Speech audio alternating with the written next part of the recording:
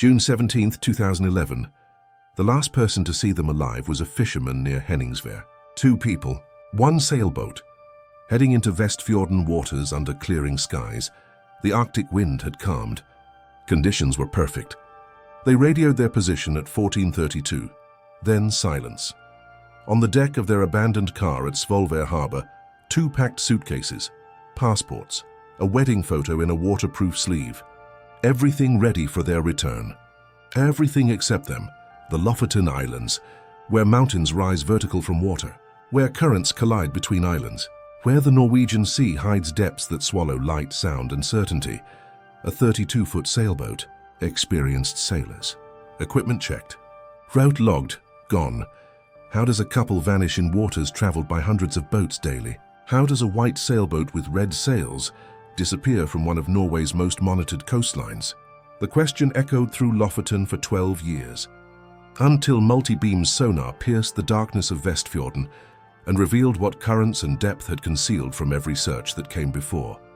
Martin and Elise Bergström, 41 and 38, marine biologists from Stockholm working on a research project about Arctic cod migration patterns in Norwegian waters.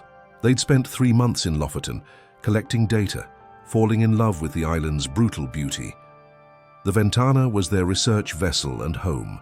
A Hallberg Rasse 32, Swedish-built, known for North Atlantic reliability.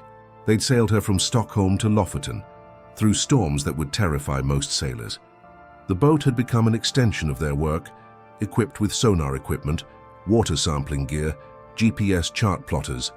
Martin grew up sailing the Stockholm archipelago. Elise learned on research vessels during her doctorate. Together, they'd logged over 5,000 nautical miles. They understood Arctic waters, respected the Norwegian Sea's temperament, checked weather obsessively. Their research focused on how cod navigate between feeding grounds, using the island's underwater topography. Ironic, considering what the topography would hide. June 17th was supposed to be their final data collection run, a route they'd sailed 17 times before. Svolvær to Henningsvær, then south along the western side of Ostvågøya Island, collecting samples at marked points. 6 hours. Routine. They'd sail back, pack the Ventana for winter storage, fly home to Stockholm the next morning. Elise called her sister at 13 Sau. Last day on the water. "We'll miss this place." Her voice held that mixture of satisfaction and melancholy that comes with finishing meaningful work. They cast off at 13:45. The Ventana's white hull and distinctive red sails visible from shore. Several people watched them motor out of Svolvær harbor, then raise sails as they cleared the breakwater. Perfect sailing weather after days of rough seas. At 14:32, Martin radioed Bodø marine traffic. Position, heading, estimated arrival time in Henningsvær. Standard protocol. His voice calm, professional, unremarkable. That transmission would become the last confirmed evidence they were alive.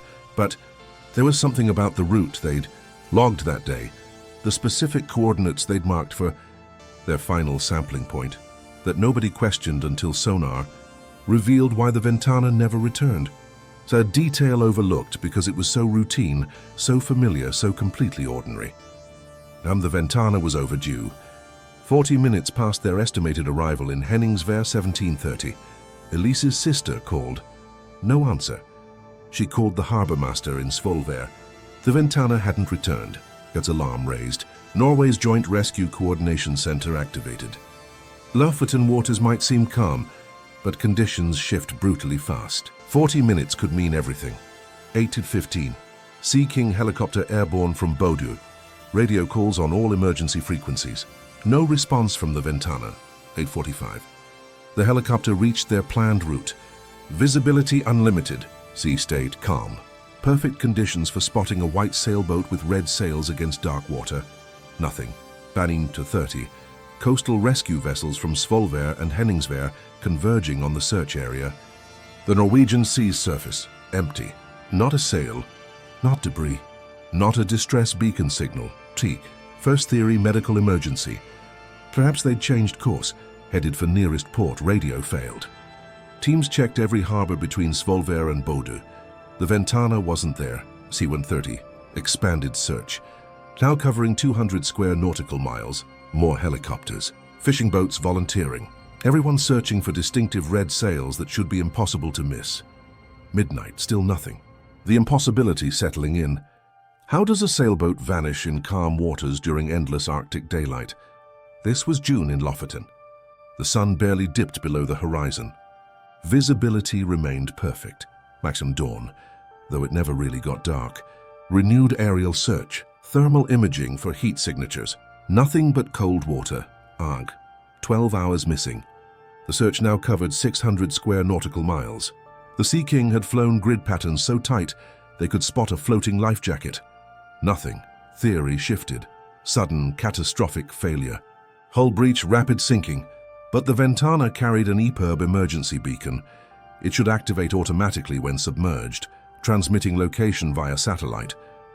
The EPIRB remained silent. Then 24 hours. Over 40 vessels searching, 3 helicopters. The search area now stretched from Svolvær south to Viroy Island. Coverage so thorough every square meter of surface had been visually checked multiple times. The Norwegian Coast Guard brought in side-scan sonar, started searching the seabed along the Ventana's logged route. Water depth 150 to 300 meters. Difficult but manageable for sonar. Nothing. The search team passed within 400 meters of where Martin and Elise waited in darkness, 7 times in 3 days, without knowing that Arctic currents and an underwater canyon had placed them in the 1 depth range there. 2011 sonar couldn't effectively penetrate, as a blind spot that would remain invisible until technology advanced 12 years later. 12 years. 2 families waiting for answers. No certainty about what happened, where they were if they suffered. If this touches you, if you believe families deserve to know the truth even when the sea tries to hide it, Like helps us continue revealing what Norway's Arctic waters conceal. Subscribe, because what multi-beam sonar found will change everything you imagined about this disappearance. Week 1. The investigation established facts. The Ventana was seaworthy. Recently surveyed, no structural issues. Safety equipment complete. Life jackets, life raft, flares, EPIRB beacon, satellite phone. Weather conditions remained stable. No sudden storms, no rogue waves. Other boats sailed the same waters without incident. Martin and Elise were experienced. Neither were risk-takers. They'd weathered genuinely dangerous conditions before. These were calm waters by their standards. Theory 1, collision. Perhaps they struck a shipping container. Thousands float semi-submerged in shipping lanes, invisible hazards. Impact breaches hull, boat sinks rapidly. No time to deploy emergency equipment. But the Ventana's route was far from major shipping lanes. Container strikes are rare in coastal waters, and a collision severe enough to sink them instantly should have left debris, cushions, equipment, something. Theory 2.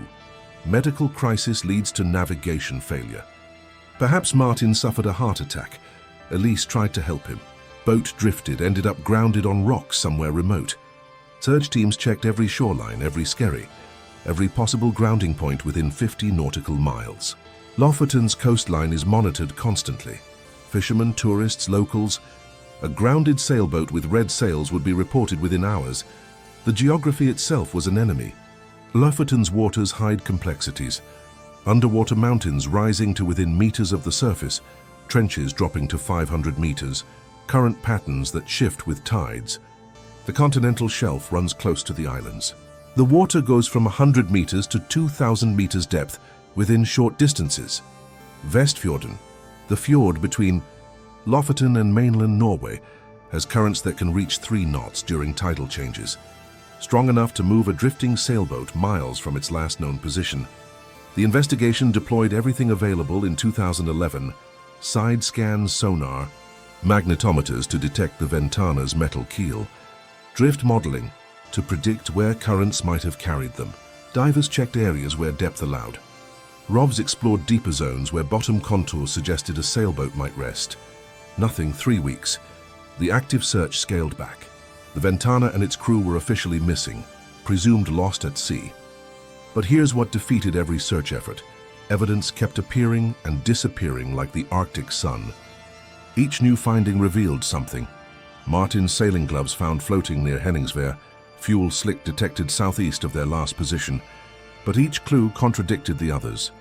as if the Norwegian Sea itself was actively protecting a secret, showing just enough to maintain hope, while hiding the truth beneath currents and depths that even 2011 technology couldn't fully illuminate. Two theories dominated the investigation, both supported by evidence, both impossible to prove. Theory 1. Catastrophic sinking in deep water. The fuel slick, Martin's gloves, a cushion from the Ventana, all found within a week, scattered across different locations. The pattern suggested rapid sinking in deep water, with light items surfacing and drifting with currents. Supporting evidence. The EPIRB's silence made sense if the boat sank catastrophically fast, faster than the beacon's automatic activation could transmit. Some technical failures occur even in reliable equipment. In waters 300+ meters deep, especially near the continental shelf drop-off, recovery would be impossible. The Ventana could rest in a trench where even modern ROVs struggle to operate. Marine accident investigators calculated that if the boat sank near coordinates 68.1°, 14.4°, close to their logged route, currents would disperse surface debris exactly matching the pattern of items found. Theory 2. Navigation error to unknown location. Perhaps something mechanical failed. GPS, compass, engine. In deteriorating conditions, disoriented, they sailed off course into areas never searched. Lofoten's waters extend into vast open sea. They could have ended up 100 nautical miles away before sinking in waters too remote, too deep, too vast to ever search completely. Supporting evidence. The last radio transmission showed no distress. If they experienced gradual equipment failure rather than sudden catastrophe, they might have spent hours trying to navigate back, ending up far from their planned route. The Ventana carried enough supplies for days. They could have drifted, hoping for rescue, eventually succumbing to exposure or dehydration. Both theories plausible, both explaining different aspects of the mystery, both leading to the same conclusion. Martin and Elise Bergstrom were gone, and the sea had taken them to a place no 2011 search technology could reach. But what investigators couldn't realize, was that the Ventana hadn't sunk in impossibly deep water or drifted to remote ocean.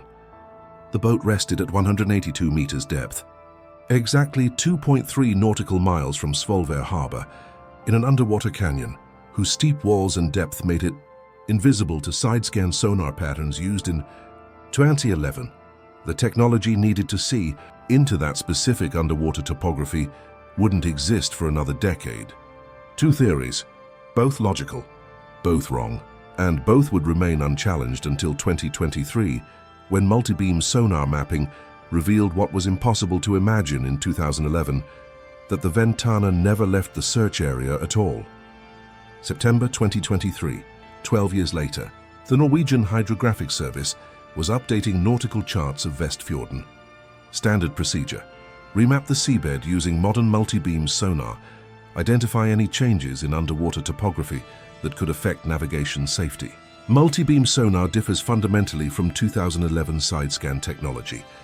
Instead of sending single beams that sweep side to side, multi-beam sends dozens of simultaneous beams in a fan pattern, creating detailed 3D images of the sea floor. It sees into underwater canyons, reveals objects in complex terrain, penetrates depths that older technology rendered as blank spots. The survey vessel hydrograph worked methodically through Vestfjorden, mapping at a resolution of 0.5 meters, meaning any object larger than 50 centimeters would appear in the data. On September 14th, operating 3.2 nautical miles southwest of Svolvær, the sonar operator noticed an anomaly. Depth 182 meters, location 68 degree, 14.39°E. The shape was wrong for the terrain, too regular, too geometric. The sonar painted a three-dimensional image, an object approximately 10 meters long, 3 meters wide, resting on a sloped ledge inside an underwater canyon. The canyon itself explained everything. Its walls dropped nearly vertical, a geological formation created by ancient glacial erosion.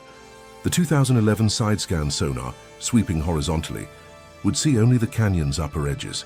The interior depth and steep angles created acoustic shadows, dark spots where sonar waves couldn't penetrate effectively. The multi-beam's fan pattern scanning from directly above, looked straight down into the canyon. And there, on a narrow ledge 182 meters below the surface, sat something that had been invisible to every search conducted in 2011. Initial analysis suggested a boat. Size and proportions matched a mid-sized sailboat. But hundreds of boats have sunk in Norwegian waters over centuries. The Hydrographic Service flagged the coordinates and continued mapping until someone cross-referenced the location with historical data. The position was 2.3 nautical miles from Svolvær, directly along the Ventana's logged route from 2011. In waters that had been searched extensively, but with technology that couldn't see into steep underwater canyons. The Ventana's last radio transmission, position 6809 degree in, 1438 degree, heading 175, speed 5 knots. Projected forward for 18 minutes.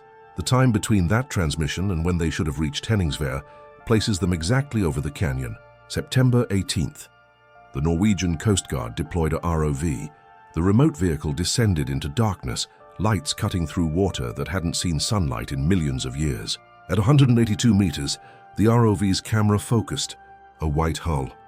Red sails furled but still attached, and on the stern still clearly visible despite 12 years underwater. Ventana, Stockholm. Multi-beam sonar had accomplished what 40 vessels, 3 helicopters, and hundreds of searchers couldn't. It penetrated an underwater canyon's acoustic shadow and revealed where Martin and Elise Bergström had been waiting since June 17, 2011. Right there, along their planned route, in waters searched repeatedly but never truly seen until technology evolved enough to look straight down into the deep. September 19, 2023. The Norwegian Police Service's Disaster Victim Identification Unit mobilized. The operation required precision. 282 meters depth pushes the limits of technical diving.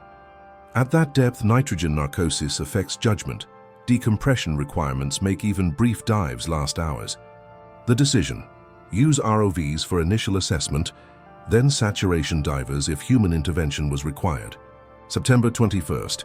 A specialized salvage vessel, Normand Ocean, arrived on site. This vessel regularly works North Sea oil platforms, equipped with work-class ROVs, capable of precise operations at depths exceeding 300 meters. The ROV descended again, this time equipped with cameras, manipulator arms, and scanning equipment. The mission: assess the Ventana's condition, locate the victims, determine if recovery was possible without disturbing what had become essentially a tomb. The underwater canyon provided unusual preservation. At 182 meters, water temperature remains constant at 4 degrees C year-round. Limited current flow, minimal light. Organisms that would normally accelerate decomposition are less active in these conditions.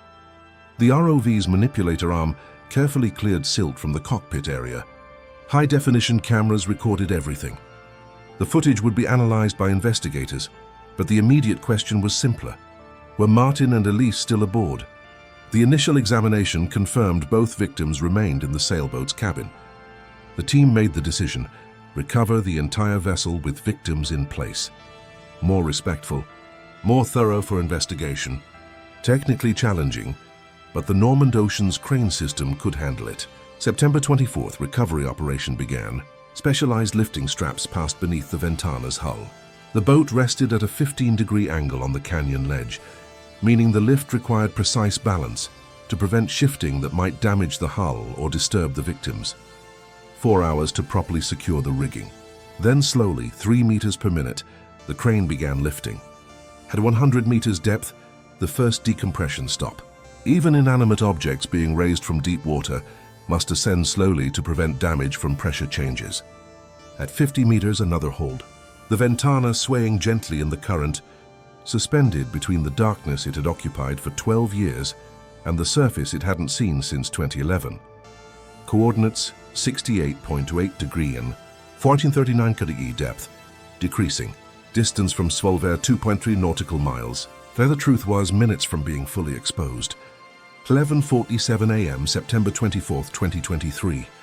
The Ventana broke surface, water streaming from the hull, the white gel coat darkened by algae but intact. The red sails still attached to the boom, heavy with water.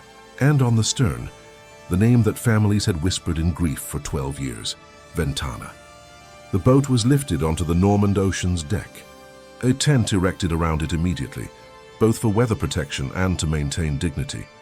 What happened next would be handled by forensic teams and disaster victim identification specialists, away from cameras, away from the curious, with the respect owed to two people who'd been alone in darkness since 2011. Initial forensic assessment revealed the story the Ventana had held silent for 12 years. The hull was intact.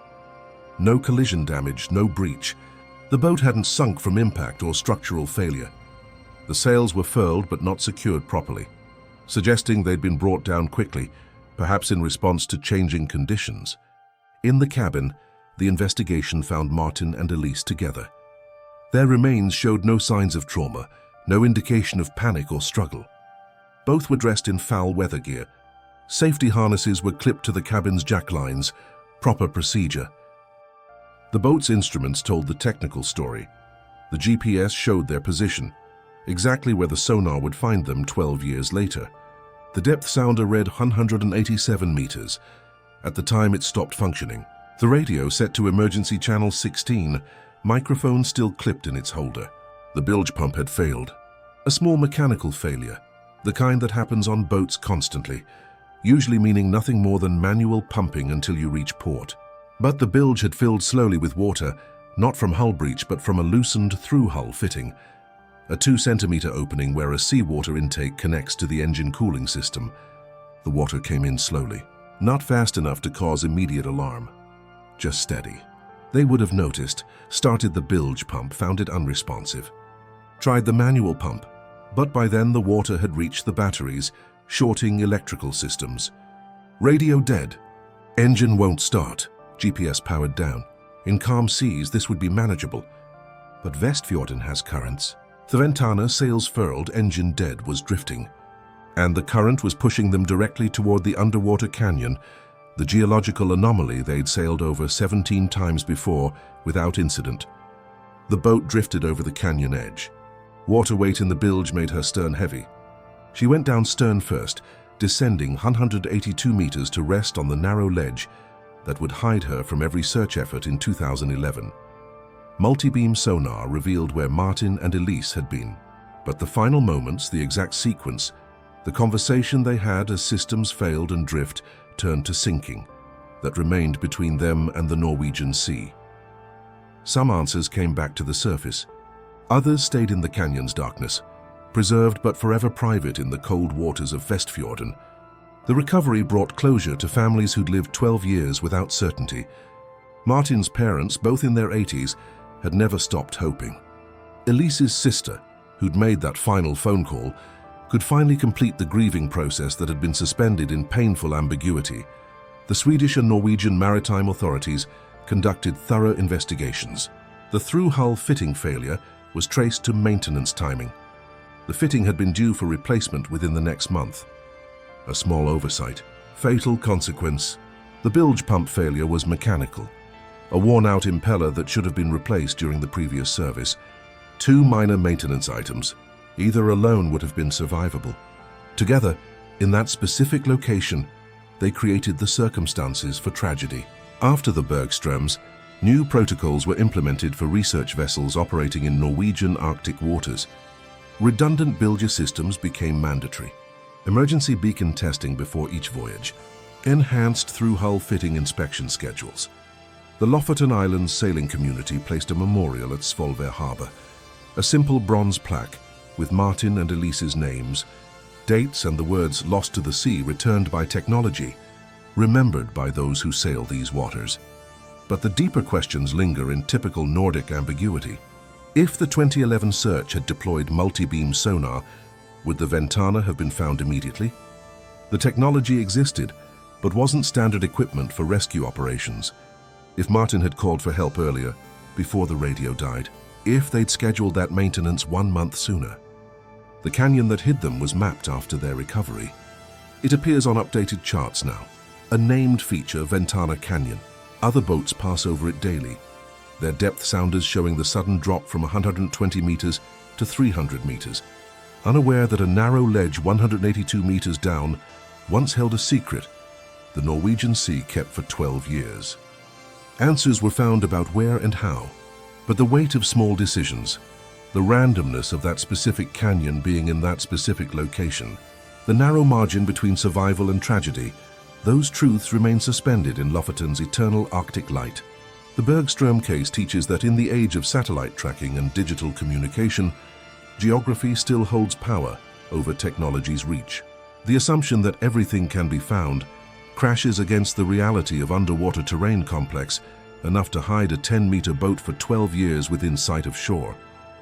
Side-scan sonar that swept over the Ventana's location 7 times in 3 days couldn't penetrate a canyon's acoustic shadow.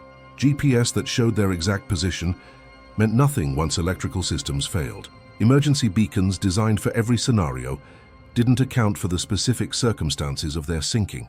The gap between what technology promised and what topography permitted became literally fatal. Yet the case also demonstrates how advancement rescues truth from time. Multi-beam sonar saw what earlier systems missed, not because searches in 2011 failed, but because the tools available then had physical limitations that disappeared only when technology evolved. This case reminds us that even in the most organized societies in the world, the vastness of nature's complexity continues being a human mystery, capable of making people simply disappear, leaving only echoes in the eternal landscapes of Scandinavia. If this story impressed you, leave a like. Subscribe to Nordic Missing Stories channel to not miss our next mysteries from Nordic lands. Share with that friend fascinated by how technology reveals what nature hides. This discovery will impress them. In the comments, tell us, should all rescue operations use multi-beam sonar, or is the cost too high for rare cases like this? Activate the notification bell to be notified of upcoming cases. Thank you for watching. And remember, in the vast Nordic landscapes, there are always more mysteries waiting in the eternal mists of the north. Until the next mystery from Scandinavian lands.